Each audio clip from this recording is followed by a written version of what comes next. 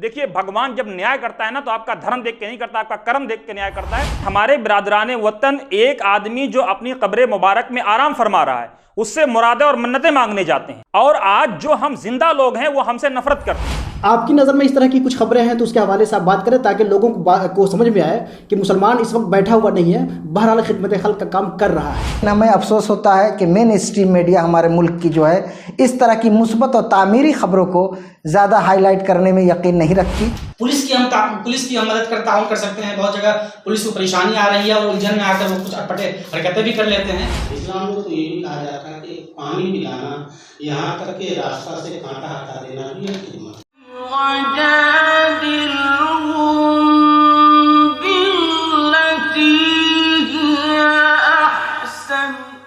नाजरीन, अल-एहसान मीडिया में एक बार फिर आपका इस्तकबाल है और हम कोरोना के हवाले से एक नए प्रोग्राम के साथ आपकी खिदमत में हाजिर हैं।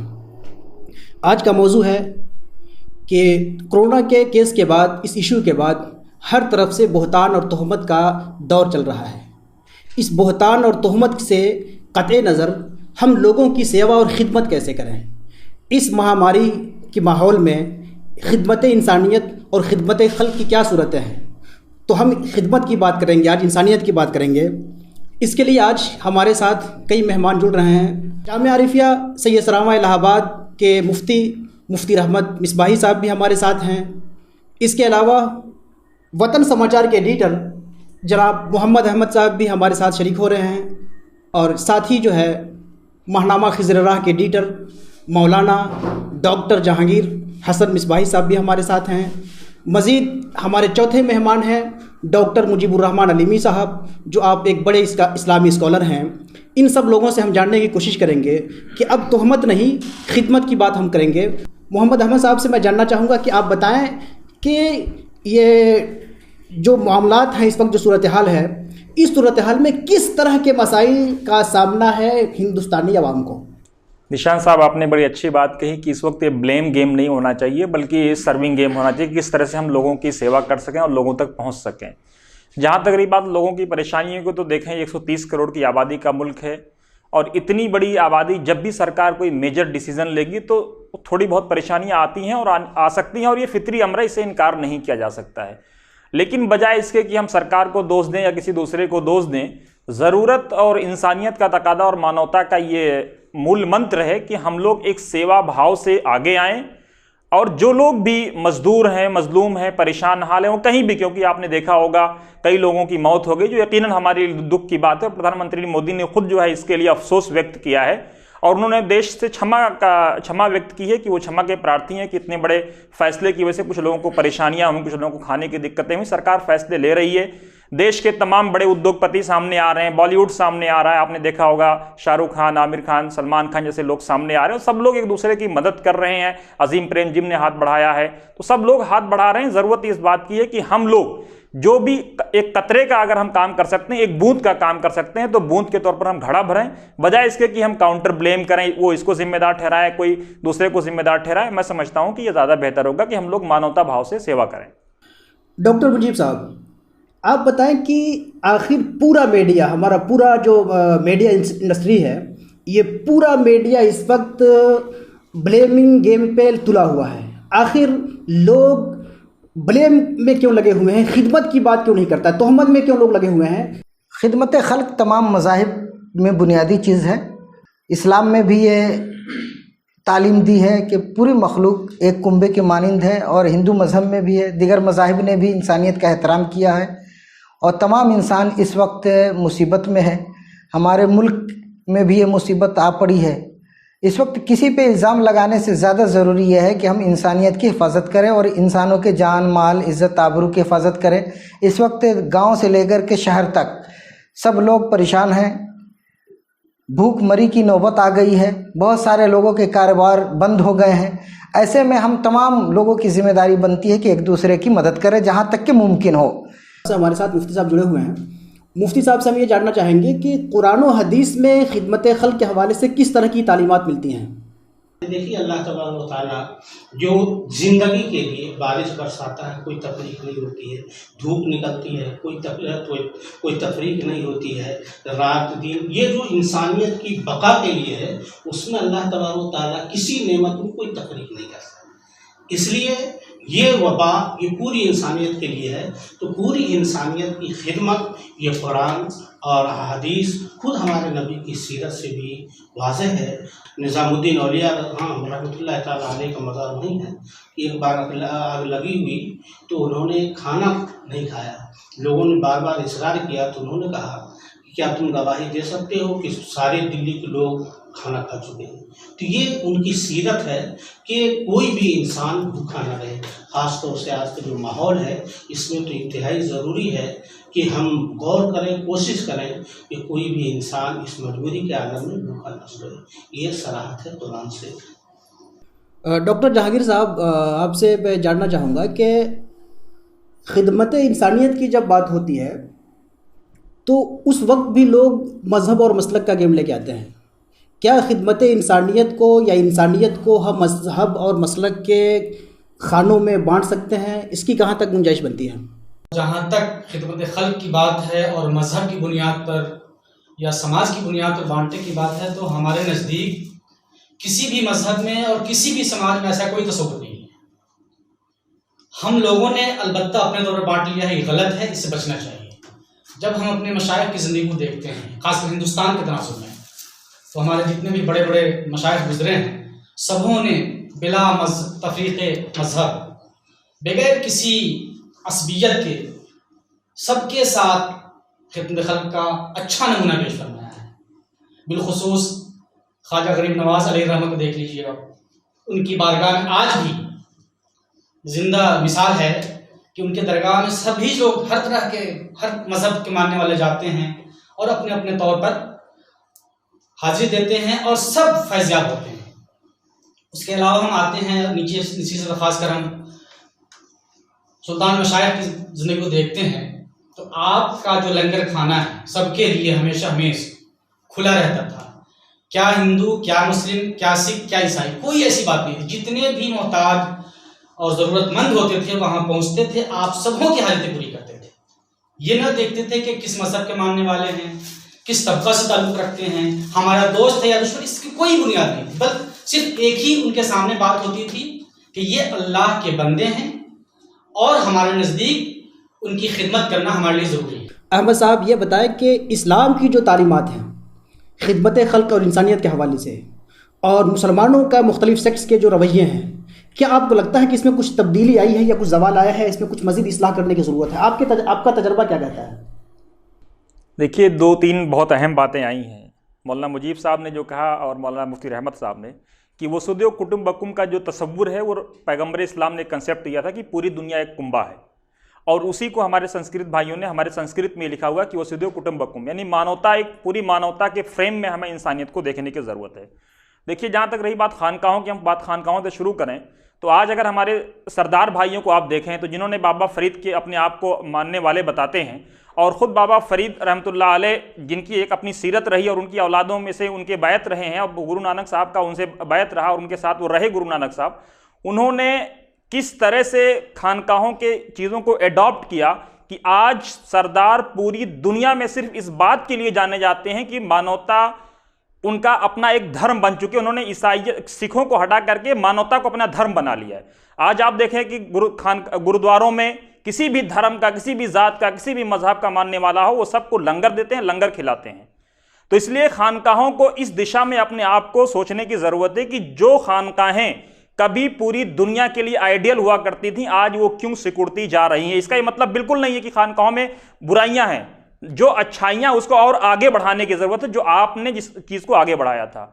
और दूसरे सेक्ट में आप देखें, बहुत सारे इस्लाम आप देखिए लोग कंडेम करते हैं, जमीयत उलमा ये नहीं कर रही, जमात अहले हदीस ये नहीं कर रही। देखिए, कमियां सब में हैं और कमियां हम में भी हैं। जो अच्छाइयां हैं उसको आगे बढ़ाने पे बात की जाए और जो कमियां हैं उसको धीरे धीरे करके विड्रॉ करके उसको खूबियों में कन्वर्ट किया जाए। और जहां तक रही बात हिंदुस्तानी मुआशरे की, तो देखिए, हिंदुस्तानी मुआशरा एक ऐसा मुआशरा है कि जब आप देखें ख्वाजा निज़ामुद्दीन रहमतुल्लाह अलैह हो या अजमेर शरीफ आप जाएं तो तो आप देखें हमारे बिरादरान वतन एक आदमी जो अपनी कब्र मुबारक में आराम फरमा रहा है उससे मुरादें और मन्नतें मांगने जाते हैं, और आज जो हम जिंदा लोग हैं वो हमसे नफरत करते हैं। तो इस चीज को भी हमें सोचने की जरूरत है कि वो हमसे नफरत क्यों कर रहे हैं, कि एक आदमी जो अपनी कब्र मुबारक में आराम फरमा रहा है उसे वो अकीदत का मुजाहरा करते हैं, और हम जो जिंदा हैं वो हमसे नफरत करते हैं। तो देखिए हमें अपने रवैये में तब्दीली लाने की जरूरत है।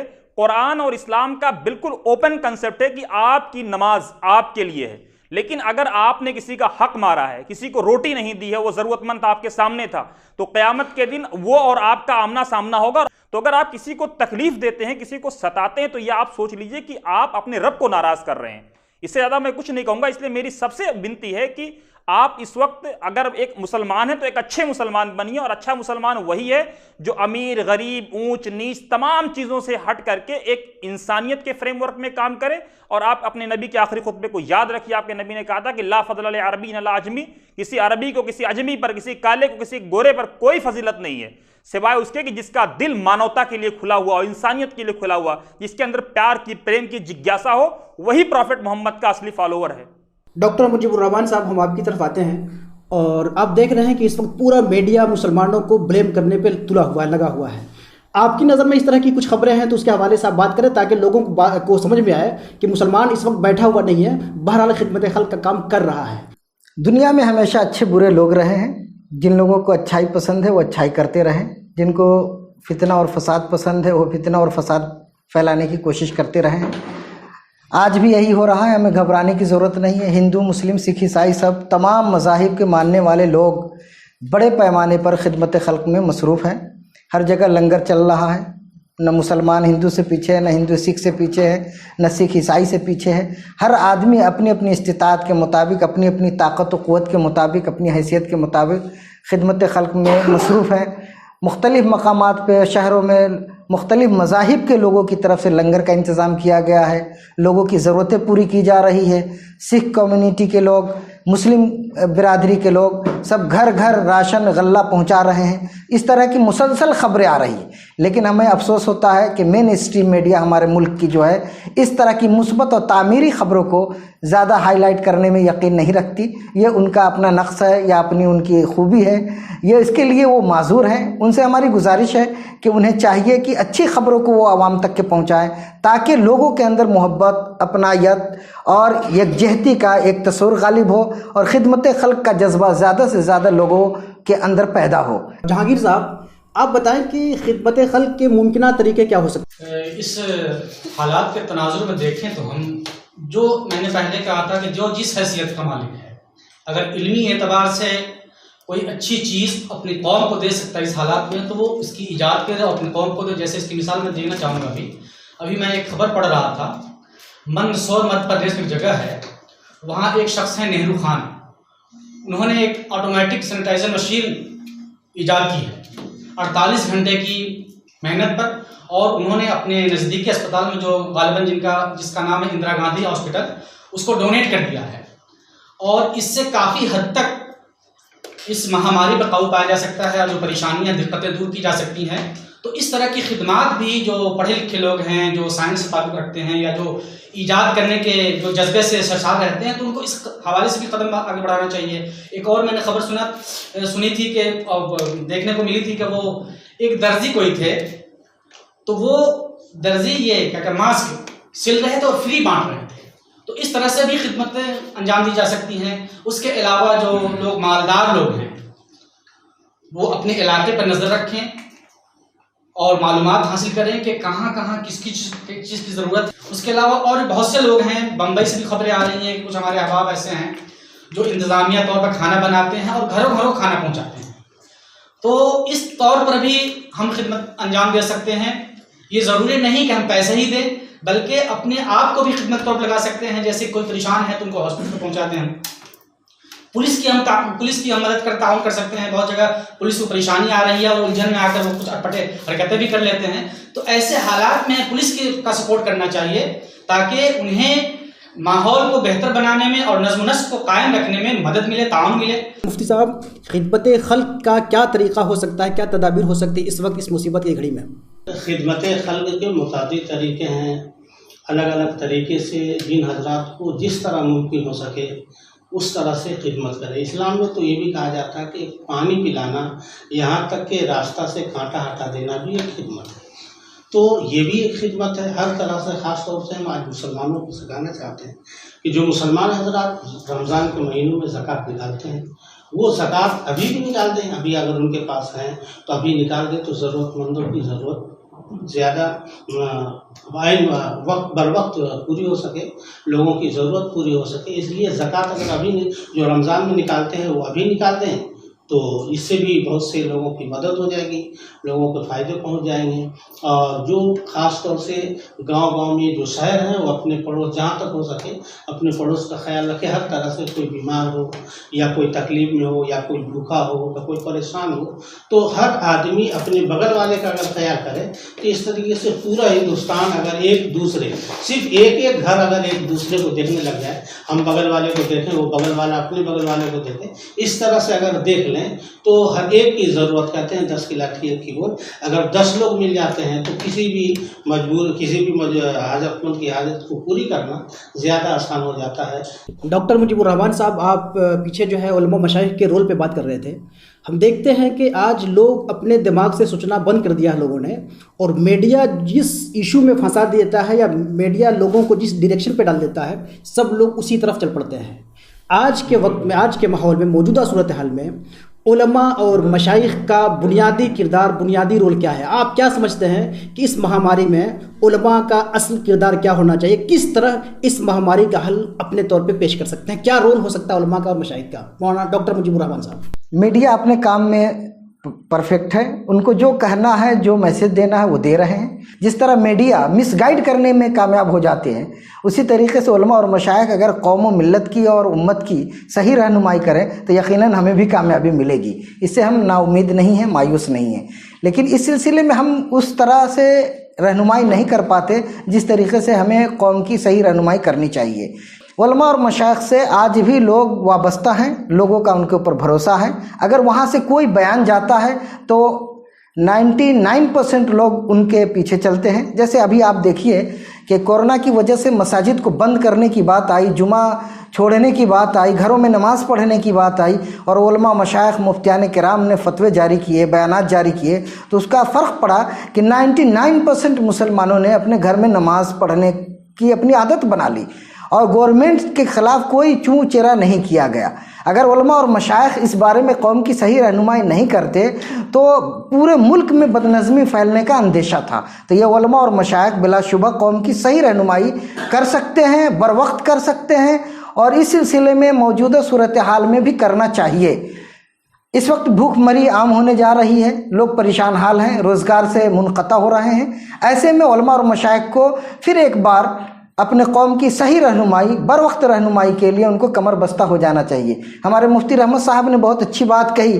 उन्होंने कहा कि जो लोग ज़कात अदा करते हैं वो रमज़ान का इंतज़ार ना करें और अभी ज़कात की रकम निकाल दें ताकि लोगों की रिफाह में उसका खर्च किया जा सके, उसको लगाया जा सके। बहुत प्यारी बात है और इस पर हम सबको अमल भी करना चाहिए और इसको ज़्यादा से ज़्यादा लोगों तक के पहुँचाना चाहिए। और हम उलमा और मशाइख से भी गुजारिश करते हैं कि इस तरह के बयानात आप अपने अपने हल्के में लोगों तक के पहुँचाए ताकि लोग बेदार हों कि खिदमत खल्क भी इबादत है। इस वक्त सबसे ज़्यादा लोगों को भूखमरी से बचाने की ज़रूरत है, लोगों की ज़रूरत पूरी करने की ज़रूरत है। इसलिए सारे लोगों को आप बेदार करें कि एक दूसरे के काम आए। किसी का कोई मजहब, धर्म, मसलक न पूछे, बल्कि इंसानियत के बेस पर खड़े होकर इंसानियत का एहतराम करते हुए सबकी मदद करें। सबके दुख दर्द में लोगों को शरीक होना चाहिए, यही मेरी गुजारिश है। अहमद साहब, आप बताएं कि इस महामारी के वक्त में आसान और इफ़ेक्टिव तरीके क्या हो सकते हैं खिदमत और सेवा के, जिससे इंसानियत को और मानवता को फ़ायदा हो सके? देखिए, मैं इस सिलसिले में प्रॉफिट मोहम्मद सल्लल्लाहु अलैहि वसल्लम की एक हदीस को कोट करना चाहता हूँ। अम्मा आयशा फरमाती हैं कि मा राई तो फ़ी बैत रसूलिल्लाह सल्लल्लाहु अलैहि वसल्लम इल्लल अस्वदैन, कि अल्लाह के रसूल सल्लल्लाहु अलैहि वसल्लम के घर में सिवाय मैंने दो काली चीज़ों के कभी किसी चीज़ का कोई ज़ख़ीरा नहीं देखा। बहुत अहम बात है। पूछा गया वो क्या है, तो कहा गया अलमा व तमर, खजूर और पानी। अब हम और ख़ुद अपने आप को देख लें और अपना अंदर चिंतन और मंथन करें कि हमारे घरों में खाना बच जाता है, खाना बचने के बाद फ्रीज में जाता है, फ्रीज बनने के बाद वो डीप फ्रीजर में जाता है, उसके बाद वो फेंका जाता है, कूड़ेदान में जाता है। तो बुनियादी चीज़ ये है कि हम अल्लाह के नबी सल्लल्लाहु अलैहि वसल्लम को अगर मानते हैं और ये हमारा दावा है कि हमारा ये धर्म क़यामत तक के लिए है। तो ये हमारी जिम्मेदारी भी है कि हम क़यामत तक जो नबी आया था उसको मानो, उसको फॉलो करें। आज पूरी दुनिया प्रॉफिट मोहम्मद को आइडियल मान रही है। आज जो लोग प्रॉफिट मोहम्मद को नहीं मानते हैं वो भी कह रहे हैं कि डिसिप्लिन के मामले में, रूल ऑफ लॉ के मामले में उनसे बेहतर कोई नहीं हो सकता है, उत्तम है सबसे, ये पूरी दुनिया मान रही है। तो इसलिए हमारी जो लोग उनके मानने वाले हैं उनसे अपील है कि इस सिलसिले को नजर रखें कि अल्लाह के रसूल सल्लल्लाहु अलैहि वसल्लम के घर में सिवाय खजूर और पानी के कभी कोई जखीरा नहीं होता था, कभी कोई स्टोर नहीं होता था। यहां से आया उनके वहां भेज दिया, उनके वहां से आया उनके वहां भेज दिया, ये चलता रहता था। आप वसल्लम का जो लंगर है वो पूरी जिंदगी चला। और मैं समझता हूं कि लंगर का जो कंसेप्ट था खानकाहों का, प्रॉफिट मोहम्मद की उसी जिंदगी से आया था जो आपका वो तरीकेकार था। देखिए पुलिस वालों पे भी अटैक होता है। मैंने देखा है, कल हमारे एक दोस्त हैं सौरभ शुक्ला, एनडीटीवी के रिपोर्टर हैं, उन्होंने कल एक रिपोर्ट किया है पुलिस को कि किस तरह से लेडी पुलिस अपने पीसीआर में लेकर के जो महिलाएं हैं जो जचगी के दौर से गुजरने वाली हैं, जो दर्द में करा रही हैं, उनको लेकर के हॉस्पिटल एडमिट करा रही है। तो पुलिस का ये भी रवैया, इसको भी हमें नहीं भूलना चाहिए। देखिए भगवान जब न्याय करता है ना तो आपका धर्म देख के नहीं करता, आपका कर्म देख के न्याय करता है। इसलिए याद रखिए कि आपको आपका कर्म ठीक होना चाहिए। धर्म आपका कोई भी हो, लेकिन आपका कर्म अगर अच्छा है तो मानवता के सबसे बड़े पुजारी आप हैं और प्रॉफिट मोहम्मद के सबसे बड़े आप फॉलोअर कहे जाएंगे अगर आपका कर्म ठीक है तो। वक्त चूँकि कम है इसलिए हम इसको कंक्लूड करते हैं और कंक्लूडिंग रिमार्क के लिए हम चलते हैं मुफ्ती साहब के पास। मुफ्ती साहब अपना आखिरी तबसरा फरमाएं।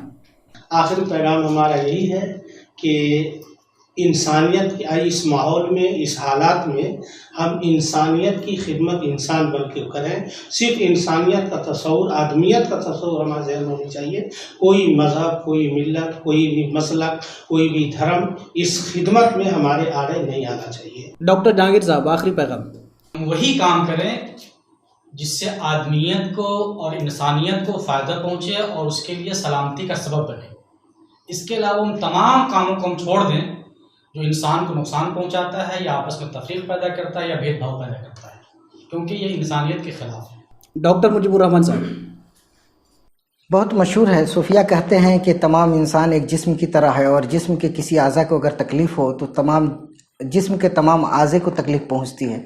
आज हमारे जो लोग भी परेशान हैं, गोया हम परेशान हैं, परेशानी हमको पहुंची है, तो हमारे भाई की जो परेशानी है उसमें भी हम खड़े हों और उनकी पूरी मदद करें। जो भी मुमकिन मदद हो, जैसे भी मुमकिन मदद हो, चाहे दवा के ज़रिए, चाहे खुराक के ज़रिए, चाहे जो भी सूरत हो मदद की, उस मदद करें और किसी का धर्म ना देखें। अहमद साहब। आइंस्टाइन ने बड़ी अच्छी बात कही है कि remember your humanity and forget the rest. सिर्फ और सिर्फ मानवता को याद रखिए, बाकी तमाम चीज़ें, आपका जात, धर्म, ऊंच नीच, अमीर गरीब, जो भी चीज़ें, सबको भूल जाइए। और आखिरी बात, मेरा पैगाम मोहब्बत है, जहां तक पहुंचे जितना मोहब्बत को फैला सकते हैं उतना फैलाइए। हमने खुशबू के बंद खोल दिए, अब हवा तेरी जिम्मेदारी है। नाजरीन, इस महामारी के वक्त जबकि हर तरफ तोहमत और बहतान की बात हो रही है, हम खिदमत की बात लेके आए हैं और आपकी खिदमत में ये तजावीज़ पेश किए हैं हमारे उलमा ने, हमारे अहले नज़र ने, और आपको बड़ा स्ट्रिक्ट ये पैगाम दिया गया है, ये मैसेज दिया गया है कि आप जब मुसीबत में पड़े हुए लोगों को देखें, जब मजलूम को देखें, तो आप उसके साथ इंसानियत का सलूक करें, बाकी सारी चीज़ें भूल जाएं। यही इस सेशन का बुनियादी पैगाम है कि इंसानों की सेवा इंसानियत के नाम पे होना चाहिए। नाजरीन, इस एपिसोड में इतना ही। फिर इंतज़ार कीजिए अगले एपिसोड का। इंशाअल्लाह हम फिर एक नए प्रोग्राम के साथ आपकी खिदमत में हाजिर आएंगे। जब तक अपने मेज़बान ज़ीशान मिसबाही को इजाज़त दें। अस्सलामु अलैकुम व रहमतुल्लाहि व बरकातहू।